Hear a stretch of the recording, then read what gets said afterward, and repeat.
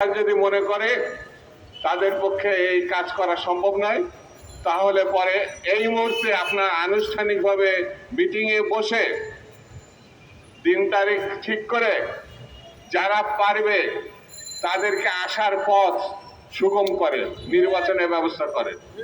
আপনারা পারেন নাই, যারা পারবে এবং গণতান্ত্রিক রীতিনীতি মতো গণঅভ্যুত্থানের ১ নম্বর চাহিদা পূরণের জন্য নির্বাচনের ব্যবস্থা করে। যদি ব্যবস্থা করা সম্ভব না হয় তাহলে পরিস্থিতি সংকট যেভাবে ধুমায়িত হচ্ছে বাড়ছে, এটা আরো বাড়তে পারে। আমি আজকে বক্তৃতা করব না, শেষ কথাটা বলি।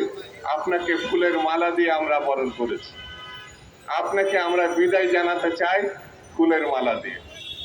সেই পরিস্থিতিটা রাখুন, যাতে ফুল নিয়ে আপনাদের সামনে গেছি, যেন ফুল নিয়ে আপনি চলে যাওয়ার সময় আমরা যেতে পারি।